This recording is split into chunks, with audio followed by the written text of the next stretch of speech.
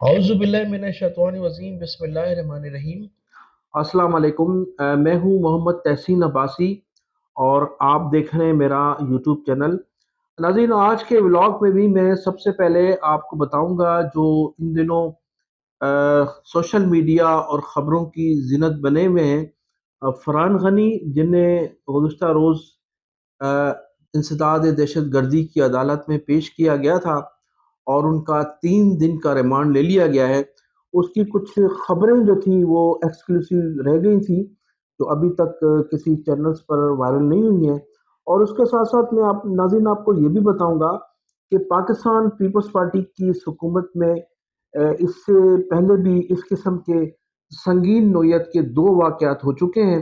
اور اس میں بھی پیپلز پارٹی کے اراکین اسمبلی کے عزیز و اقارب نے، ان کے بھائیوں نے کچھ اسی قسم کی ہمارے اداروں کے لوگوں سے طوفان بدتمیزی کی تھی اور کچھ لوگوں کے ساتھ مار پٹائی بھی کی تھی۔ وہ باعزت طور پر بری کر دیے گئے تھے۔ تو اگر ان لوگوں کے خلاف بھی کوئی قانونی کارروائی کی جاتی اور ان کو کوئی سزا دی جاتی تو یہ تیسرا واقعہ غالباً نہیں ہوتا۔ تو اس کی بھی میں آپ کو تفصیلات بتاؤں گا، اور پھر یہ بھی بتاؤں گا کہ بانی متحدہ الطاف حسین صاحب نے 10 سال کے بعد پاکستان کے کسی شہر میں خطاب کیا ہے۔ تو سب سے پہلے آپ کو بتاؤں گا کہ فرحان غنی فرحان غنی کے متعلق جو ہے وہ بہت سی خبریں تو وائرل ہو چکی ہیں، اور یہ بھی بتایا گیا ہے کہ ان کو کیوں گرفتار کیا گیا ہے اور ان کی جو گرفتاری ہے وہ کس طرح سے عمل میں آئی۔ اب میں تھوڑا سا آپ کو خاندانی بیک گراؤنڈ بتاؤں گا، اور پھر میں یہ بھی بتاؤں گا کہ ہمارے ادارے، ہماری حکومتیں اس قسم کی جو واقعات ہوتے ہیں یا اس قسم کے لوگ جس طرح سے ترقیاں کرتے ہیں ان پر خاموشی اختیار کیوں کی جاتی ہے۔ فرحان غنی جو ہے سعید غنی کے بھائی ہیں، اور سعید غنی اور فرحان غنی جو ہے وہ عثمان غنی کے صاحبزادے ہیں۔ عثمان غنی جو تھے وہ ایم سی بی بینک میں ایک معمولی کلرک ہوا کرتے تھے ماضی میں، اور ان کا جو ریکارڈ، کرمنل ریکارڈ تھا وہ زیادہ اچھا نہیں تھا، اور مبینہ طور پر وہ کرمنل ایکٹیویٹیز میں کے جو تھے وہ حصہ لیا کرتے تھے، اور پھر انہوں نے شیلٹر کے لیے پاکستان پیپلز پارٹی کو جوائن کیا تھا، اور پھر اس وقت پیپلز پارٹی کی قیادت نے عثمان غنی کو لیبر کا جو ہے وہ national bank M C B bank میں انچارج مقرر کر دیا تھا۔ پھر وہ لیبر لیڈر کہلانے لگے تھے، لیکن آخر میں ان کا جو ہے مرڈر ہوا تھا، اور مرڈر جو ہوا تھا کس بنیاد پر ہوا تھا اور کن لوگوں نے عثمان غنی صاحب کو قتل کیا تھا، یہ تمام صورتحال، ان لوگوں کے نام، ان لوگوں کے متعلق تمام معلومات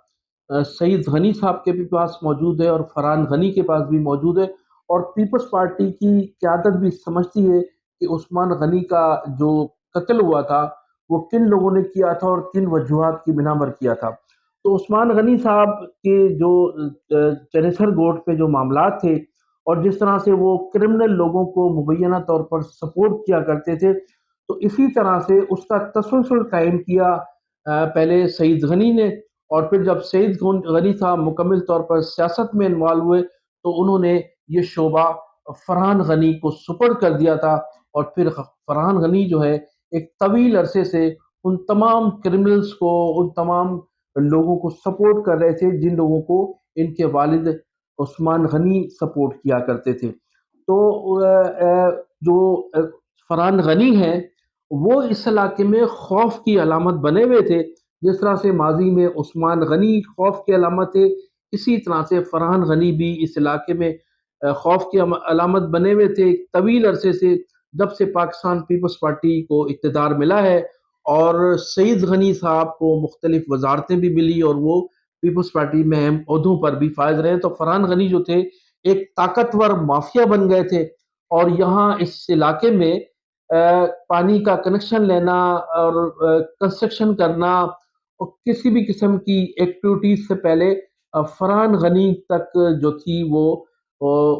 جو مبینہ طور پر کہا جاتا ہے کہ بھتا ہوا کرتا تھا وہ پہنچانا، اور پھر فرحان غنی کی اجازت کے بغیر ان کے علاقے میں نہ تو کوئی سیاسی ایکٹیویٹیز کی جا سکتی تھی اور نہ ہی کوئی سماجی معاملات جو تھے وہ کیے جا سکتے تھے۔ تو فرحان غنی جو تھے ایک خوف کی علامت تھے، اور یہ جو واقعہ ہوا جس میں سہیل جدون صاحب پر تشدد کیا گیا، تو وہ بھی کہا جاتا ہے کہ فرحان غنی شاید نہیں جانتے تھے کہ سہیل جدون جو ہے وہ کس شعبے سے تعلق رکھتے ہیں اور وہ کیا کرنے جا رہے ہیں۔ فرحان غنی کو یہ بتایا گیا تھا کہ یہاں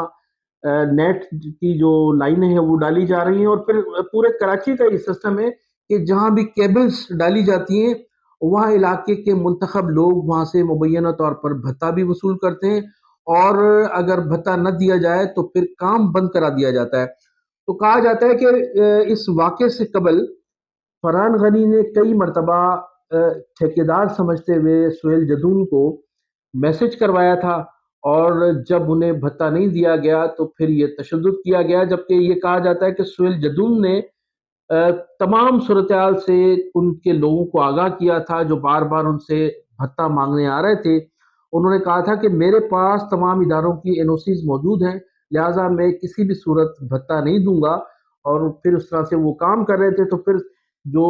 فرحان غنی تھے انہوں نے اپنے دوستوں کے ہمراہ آ کر حملہ کیا، اور اس طرح سے سہیل جدون کو زخمی بھی کیا، اور پھر زخمی کرنے کے بعد فرحان غنی کی یہ پوری کوشش کی تھی کہ میں سہیل جدون کو لاک اپ بھی کروں، لیکن جب بعد میں ہماری پولیس کو علم ہوا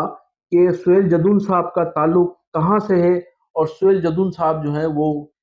کس کام میں مصروف تھے جب ان کو تشدد کا نشانہ بنایا گیا، تو پھر سہیل جدون صاحب کو چھوڑ دیا گیا، اور اس طرح سے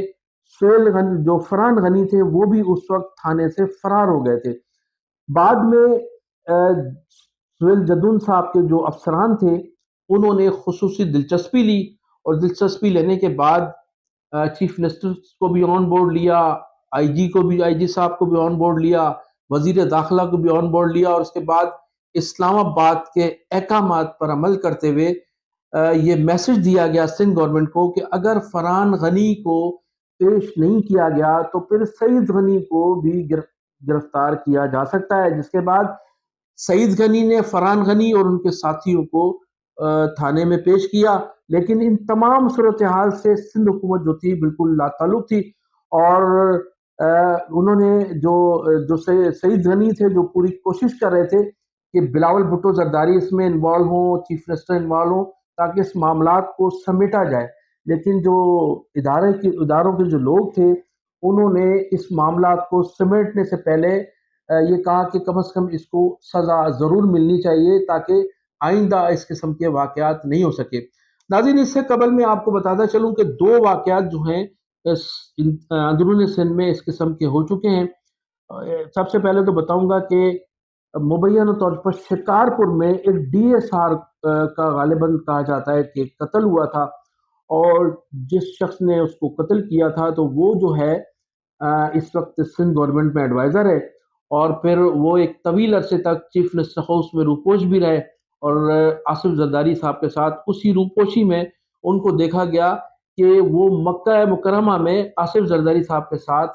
ایک عمرے کا وفد تھا جس میں وہ شامل تھے۔ تو اس وقت بھی پیپلز پارٹی کی حکومت کی ان کو پوری طرح سے سرپرستی حاصل تھی۔ اس کے بعد پھر دوسرا واقعہ یہ ہوا تھا کہ سابق وزیر داخلہ انور سیال کے جو بھائی تھے طارق سیال، انہوں نے بھی رینجرز کے کچھ اہلکاروں پر تشدد کیا تھا، جس کے بعد ان کی گرفتاری بھی عمل میں آئی تھی، اور پھر چند روز کے بعد ان کی ضمانت بھی منظور کر لی گئی تھی، اور طارق سیال جو تھے جب سکھر جیل سے رہا ہوئے تو ان کو ایک بہت بڑے استقبال میں لاڑکانہ لے جایا گیا تھا۔ تو یہ سندھ حکومت کی جو تھی وہ سندھ حکومت نے مرکز کو اور ہماری فورسز کو یہ بتایا تھا کہ جو ہمارے لوگ ہوتے ہیں ہم ان کی حفاظت کرنا جانتے ہیں۔ تو اب کوشش یہ کی جا رہی تھی کہ جس طرح سے طارق انور سیال کو جیل بھیج کر ان کا بعد میں استقبال کیا گیا، اور جس طرح سے وہ جو DSR کے جو قاتل تھے ان کو جو ہے ریلیف دیا گیا، تو فرحان غنی صاحب کو بھی ریلیف مل جائے گا، لیکن ایسا نہیں ہوا، اور فرحان غنی صاحب کو گرفتار کر کے ان پر انسداد دہشت گردی کے جو مقدمات قائم کیے گئے ہیں اس میں ان کو گرفتار ضرور کر لیا گیا ہے، لیکن کوشش یہ کی جا رہی ہے کہ کسی طرح سے اس معاملات کو سمیٹا جائے۔ پھر آخر میں مجھے یہ بھی اطلاعات ملی ہیں کہ پاکستان پیپلز پارٹی اس موقع پر جس طرح سے ان دو معاملات میں انہوں نے سندھی کارڈ استعمال کیا تھا، اس طرح سے وہ آگے چل کر اس معاملات میں کوئی سندھ کارڈ بھی استعمال کر سکتے ہیں، جیسا کہ پاکستان پیپلز پارٹی کا ہمیشہ سے شیوا رہا ہے کہ وہ جب بھی انہیں مار پڑتی ہے یا ان کے خلاف کوئی کارروائی کی جاتی ہے تو پیپلز پارٹی ہمیشہ سندھ کارڈ استعمال کرنے کی کوشش کی جاتی ہے۔ بہرحال اس وقت فرحان غنی صاحب کا 3 دن کا ریمانڈ لیا جا چکا ہے، ان کا سیاسی مستقبل تو تقریباً تاریک ہو چکا، اور اس کے ساتھ ساتھ میں سمجھتا ہوں کہ سعید غنی کا بھی سیاسی مستقبل مجھے تاریک ہوتا ہوا نظر آ رہا ہے۔ اور ایک ذرائع نے تو مجھے یہ بھی بتایا ہے کہ پیپلز پارٹی کی قیادت نے سعید غنی اور فرحان غنی سے مستعفی ہونے کا بھی مطالبہ کر دیا ہے، اور پیپلز پارٹی کے جو سنجیدہ لوگ ہیں ان کا یہ خیال ہے کہ یہ فرحان غنی کا اور کا جو نے جو واقعہ کیا ہے یا جو ان کے ہاتھ سے یہ واقعہ سرزد ہوا ہے، اس سے پاکستان پیپلز پارٹی کی ساکھ خاصی متاثر ہوئی ہے۔ تو ناظرین اب دیکھنا یہ ہے کہ جو 3 دن کے بعد ان کا جو ریمانڈ ختم ہوتا ہے تو پھر اس کے بعد کیا صورتحال بنتی ہے، تو اس کے متعلق میں پھر آپ کو کرتا رہوں۔ تو انہی الفاظ سے میں آپ سے اجازت چاہوں گا، میرے چینل کو سبسکرائب بھی کیجیے گا اور کمنٹ سیکشن میں قیمتی رائے کا اظہار ضرور کیجیے گا۔ السلام علیکم۔